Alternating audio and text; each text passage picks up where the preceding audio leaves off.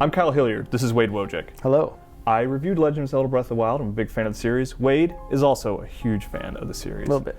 And we're among the few in the office who have completed the game. We've each put over 100 hours in it. Mm-hmm. And we are going to talk about timelines. The Legend of Zelda timeline. Very important. I am super obsessed with. I love the Zelda timeline. Mm-hmm. I've received grief for it from other editors in the office on podcasts. So Wade and I are secretly was we that discussed Burst the that timeline. gave you grief? That was Joe Juba, okay. Actually, if we want a name call. But, so we're getting together to talk about it. We have a lot of theories. Mm-hmm. We've done cursory searches online to see what other people are thinking. Wade, you said you had a theory in particular that you were going to wait to tell me about for this video. So here's the thing. Okay. There are a lot of conflicting pieces of evidence. Yes. We didn't say this yet. Spoilers. Nothing is off limits in this video. Yeah.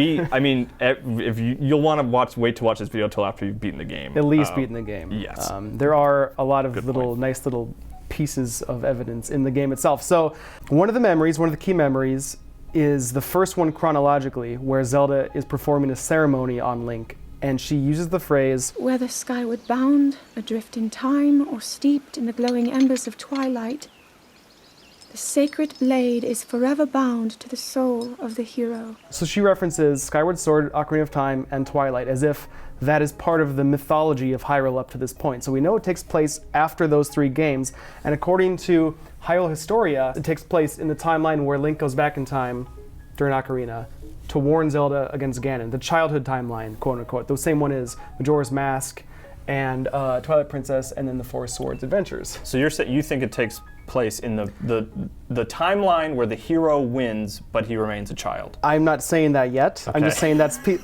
evidence number one. But the other evidences are, and this is why it's conflicting, because you have the three timelines, and I think there's evidence from each one. You've got the obviously the one I just mentioned with the referencing of Twilight Princess. Yeah, let's be clear about like the time, because it's confusing. So post Ocarina, the one that we just spoke about was Link wins in Ocarina of Time, but remains a child. And then goes back in time. The other two are the one where Link is defeated by Ganon, and then the other one where Link is triumph and goes back in time, but that Hyrule that he saved as an adult continues on without him. Mm-hmm. I think the evidence for the timeline where the hero is defeated is in the location of the Master Sword. In A Link to the Past, the Master Sword is in the Forest Grove. Yes, the Lost Woods. Yeah, and it is also there in Breath of the Wild. Yeah, and that's where it shows up in A Link to the Past. This theory points to it being after the original Zeldas, well after the original Zeldas. Wherever it lies within these three, I think it's safe to say it's after all of them. Yeah, I think that's like the internet and you and I kind of all feel pretty strongly that it is way in the future. This is in quotes. The most, this is the latest, I guess, in the time. If Skyward Sword was the furthest back, I think Breath of the Wild is the furthest forward. Yes, and so then the last branch here, the Wind Waker one, is the most well known, and then you've got Phantom Hourglass and Spirit Tracks. Koroks are only present. Koroks and Rito are only present in Wind Waker up until this game. Yes. They're both in Breath of the Wild. However, a weird discrepancy is it's implied in Wind Waker that Rito are the evolved form of Zora, and in here you have both. Yeah. So it could be they had a common ancestor, but Zora still continued on. And if you think about like what we consider, and I don't know a lot about evolution, I'm not going to pretend that I'm like a scientist or something, but I think it takes more than 10,000 years for you to be a bird-like people to become straight-up bird people. Yeah. Like there's a huge gap. If that's the case, that the Rito people turned into full-on birds by the time Breath of the Wild rolled around, then we're talking a huge span of time. That's important for real life biology. Maybe not in the exactly. timeline. That could just all be thrown out. Another good way of looking at it could be like the Zora lived in water, so they weren't present in Wind Waker because they just lived down there, like just as fish people. But so the reason why it's interesting to me that it has all three is because some people suggested that Breath of the Wild kind of merges them together, like Hyrule Warriors. which I haven't played, but Yeah. you insist It merges does. the timelines. It does and it doesn't. In a It- non-canonical way, right? Yeah, Hyrule Wars is not canon. I Right, like okay. to call that out. It's a weird thing that game does. Is that like it shows all 3 timelines and then they come back together. It doesn't make any sense. Don't worry about it. Don't worry about it. A very cool thing is the Leviathan in Gerudo Desert. It's a whale Okay. skeleton. Yeah, And we have the rock salt mineral you can mine. everywhere. Yeah, everywhere. Yeah. But in the description it does say it's like left over from an ancient sea or something like that. I think there's strong evidence that the Gerudo Desert used to be an ocean, which puts more stock into the post-Wind Waker era, like maybe the seas receded eventually Yeah. and people inhabited that place again, because it is very clearly the same Hyrule as Ocarina of Time. Yeah, And Skyward Sword. The biggest piece of evidence I think for that is Lon Lon Ranch is 100% in Breath Yeah, of the Wild. it is- There's no question. Right. Unless they built something that's exactly like Lon Lon Ranch. I mean, it's there. Yeah. It's same layout, everything. The thing that you pointed out to me in your article of the locations in Zelda, the secret locations. Yeah, it's like 11 locations that reference past Zelda. Right. games. Yeah. The one that had the statue of the goddess in the Lost Temple was very, very cool to explore. I loved that. Yeah, and to specifically what you're referencing is there's a big ravine in Breath of the Wild with a lot of guardians in it, and when you get to the end of it, you find the goddess statue Yeah. from Skyward Sword, the Yeah. huge statue that's on Link's hometown that him and Zelda jump off in the beginning. But that doesn't tell us in really timeline Right, necessarily, but- because Skyward Sword is the first. What I think that is really, it's not really important to the story, but I think it's really cool that essentially says where Skyloft landed in Yeah. Breath of the Wild's map. Yes. It landed in the northwest section of Hyrule, because once that statue landed, they're not going to move that. Yeah, What I and- think happened was Skyloft landed, crushing the imprisoned form of Demise, and then they built a temple around that statue. And then it's been sitting there for we don't know how long, but a long time. But besides the goddess statue, there's an explicit reference to Skyward Sword with the Spring of Power near Death Mountain. In Skyward Sword, it's the place where Zelda has to go purify herself. And its design is so exact to its counterpart in Breath of the Wild, it's remarkable. It has to be the same place. And I love that callback. I think that the timeline in Zelda isn't a timeline. I think it's cyclical. I think that Okay. that Yeah. Zelda is a cyclical story. Now, kind of at the crux of my theory here is the Sheikah tribe. We don't know much about them. They're shrouded in mystery. They have access to advanced technology, time-shifting technology, ultimately with the time-shift stones. In Hyrule Historia, it's hinted that the Ocarina of Time could be made out of a time-shift stone or part of a time-shift stone. So considering that and considering how constantly Hyrule seems to be destroyed and built again, and the role that the Sheikah play in that, it seems like to me, and it may sound crazy, but I think that the Sheikah tribe are more or less time travelers who are tasked with helping shape this cyclical story told throughout the eons. Yeah, quote they unquote. built the Guardians, they built the technology that no one really ultimately understands. Yeah. Like, Link shows his iPad to everybody, and no one really knows what it is, and it's because of this society in the past Yeah. created it, and they just unearthed it. They literally dug it out of the ground and started using it. Yeah, to me it seems like Hyrule, in ages of prosperity, grow to this technological advanced civilization, but even then they still collapse and then have to rebuild from there. And one of the things that you and I have been discussing is like that sort of advanced technological society. Could that be related at all to the technological society we saw in Skyward Sword? Because if you remember in Skyward Sword, you could go specifically back in time, far back in time. Yeah, wasn't it like 1,000 years or something crazy? Yeah, it was a huge amount of time to see this society that had collapsed. And like we were talking about it, I was like, I wonder if so there's that society, the technological society, it collapses. We get a peek at it during Skyward Sword, then everything else happens.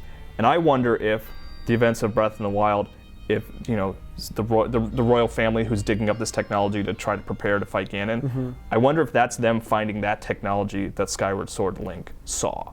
That is a really good point, and I would agree with you, but there is a very important key piece of evidence that puts Breath of the Wild and even the battle from 10,000 years ago much after Ocarina. Okay. In Zoro's Domain, there's a side quest where you have to hunt down 10 different stone slabs that detail the history of the Zoras, basically.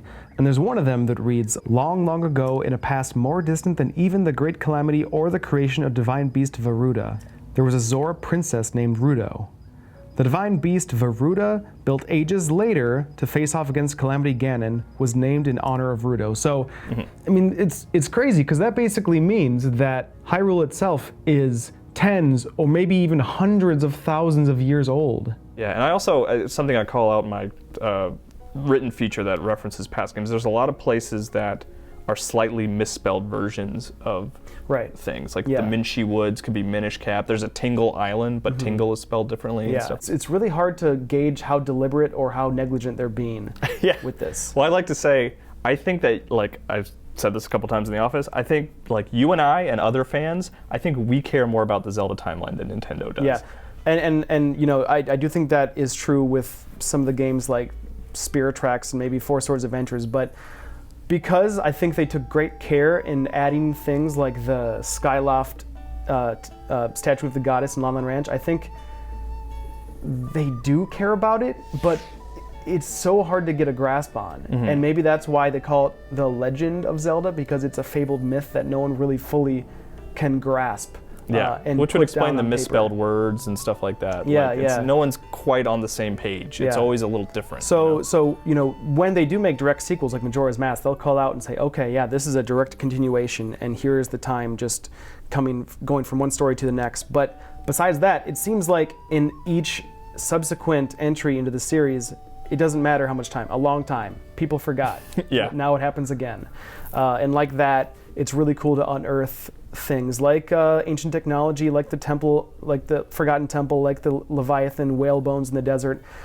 Seeing those as little breadcrumbs of this world is far older than you realize. And even the creation myth of Hyrule can change. Like, people don't really know, and it's still myths. And as you delve deeper and deeper into the creation myths, it gets more vague and harder to understand. I mean, you could even, if you really want to get super crazy theory about it, you could sort of compare it to like world religions, which often are very distinct in different parts of the world, but will occasionally have these overlaps of similar ideas that kind of started with the same ideas.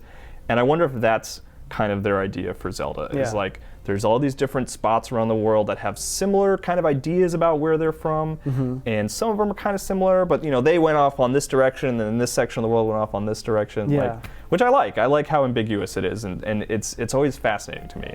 And then in Minish Cap, you can even meet women, I think, if I remember correctly, that sort of embody those three goddesses. Well, in the Oracle games, you do as well, right? Oracle of Seasons, Oracle of Ages, there are three central figures that are named after the goddesses. Like maybe they were priestesses that have Could over be. time, like they knew about the original story, and over time. Again, what I think is so interesting is things maybe hint at and point in different directions, but we don't know for sure. Yeah. And that's why, you know, as we're starting to pull out now and see a grand collection of Zelda stories, they do, to me, signify a retelling of something from like ages. Spanning eons, just happening again and again and again, including, like I said, the destruction and rebuilding of the world. I don't know if that works from a cosmological sense, because we don't, because like in games like The Witcher, you know, you have like, there's a grand cosmology of that universe. Yeah, but Game of Thrones is similar to. Yeah, so I think Hyrule, as far as we know, it doesn't go to the planetary level. It's just, this is the land. When we asked Miyamoto and Onuma what planet it takes place on, they seemed taken aback and unsure. They said Earth as a joke, because I don't know if it's something that they've ever really thought too hard about. Sure. You know? So could we extrapolate that same answer into other areas of the mythos and say, well, they just haven't thought about that? It could be, yeah. Which is weird, because they take so much care with other things. How can they have that paradox of care and negligence? Their main concern is this thing fun to play? You know, like is this mechanic, if we include this, does this call this timeline thing into question? Yeah, it does. It doesn't matter. We want to make sure this is fun to play. You know, like that's their priority. And sometimes it works in its favor and leads to this like sort of ambiguous world that's kind of really interesting and fascinating to try to figure out, but other times it's like, wait, that doesn't make sense. Yeah. What are you doing? I did want to call out a couple very strange references. Obviously, you have the names of places that call it from different Zelda games. Yes. The biggest one that I think is a red flag for me is Koholint Rock, which is on Eventide Island, and Koholint is a reference to Link's Awakening, which... The beach is also a reference. Taranbo Beach. Taranbo Beach. There's also a Mabe village near Lon Lon Ranch in this game, and Mabe I think is is another Link's Awakening. Okay, and you found a lot of Majora's Mask character names. Right? Yeah, so up in near Zora's Domain, there's a lot of like Toto and Mikau, I forget how you say that. That's the Zora that you take the mask of, the spirit of. A lot of, and Lulu, characters that are only in Majora's Mask, at least in name. So I think those are little, wink wink Easter egg moments. I don't think that's necessarily canonical. Also that Zora could be a sort of a hero that many Zoras identify with. You know what I mean? Just because he only appeared in Majora's Mask, like other Zoras might know who he is. But the only thing I can't figure out is how Hyrule and Termina interact and relate to each other, because it doesn't seem like anyone has traveled, because they're alternate egos. There's the same exact people, just in different personalities. So I don't know how. Well, then there's a theory that it's all Skull Kid's imagination, that he was there and during Ocarina of Time he manufactured this new world, based on his memories using the mask. Yeah, and which I'm not a big fan of. Well, I like the idea that this is a real place that Link goes to. If that's true in any capacity, then it's hard to see how Hyrule people would be aware of that. But there's also a member of the Mount Rushmore in Goron City that looks exactly like Darmani, the Goron hero in Majora's Mask. He has the necklace. He has the necklace, and he's got like the kind of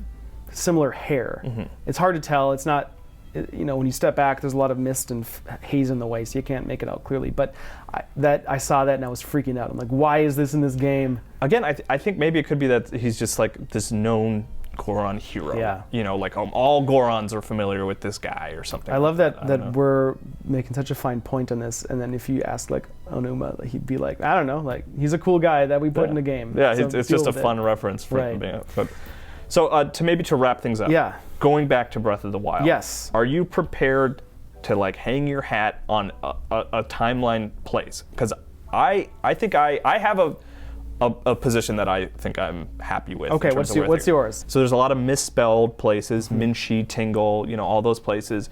But there is one place in particular that is not misspelled called Linebeck Island. And Linebeck is the character from Phantom Hourglass. Yeah. And that actually is sort of next to the Koroks, who only appear in Wind Waker, and the Rito appearing, and there's this, even the soundtrack of their city is the same as it is in Wind Waker. Yep. Those three things, Rito, Koroks, and Linebeck Island, to me, point to it being well after Wind Waker. I think the floods have receded, bringing up the ocean and stuff like that. And maybe New Hyrule is like a small section of Breath of the Wild. But that's where I think it is. I think it's post Wind Waker. I think it's interesting, the idea that maybe it's the 10,000 year ago society. We saw it in Skyward Sword.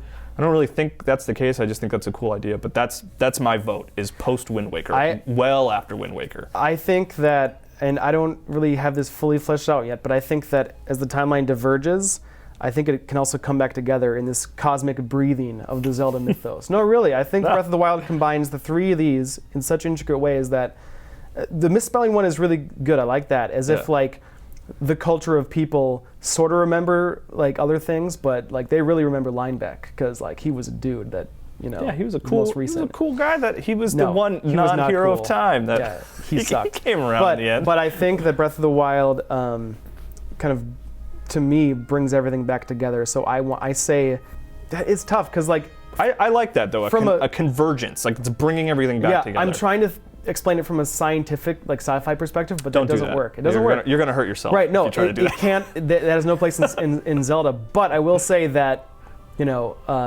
in Skyward Sword, just as there was an ocean and then a desert, and then Wind Waker, ocean and now desert, just as those cycles occur, I think Hyrule goes through these phases of like destruction, rebirth, destruction, and I want to learn more about the 10,000 year ago like advanced civilization.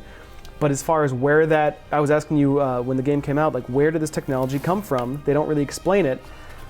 Maybe it's just one of those things where, because of the timelines, because of the cyclical nature maybe there really is no true beginning we can get a handle on. It's just one of those time travel paradoxes where it's just always, the technology has just always existed. I think I like that idea. Well, all right. Thanks for watching, and really, let's talk about the timeline in the comments, because there's so much stuff in this game. It is entirely possible that we missed huge clues. Yeah. Let if there's us- some secret statue in Breath of the Wild we didn't talk about that you could please let us know, Yeah. post below. Let us know. Let's talk about it and try to figure out where this thing takes place. And if I get a chance, I will certainly ask Nintendo, and they probably won't give me a true answer, but I will make sure to ask them. So absolutely go in the comments and let's talk about our timeline. Obliterate our theories, especially mine. Absolutely. No, wait, yours good.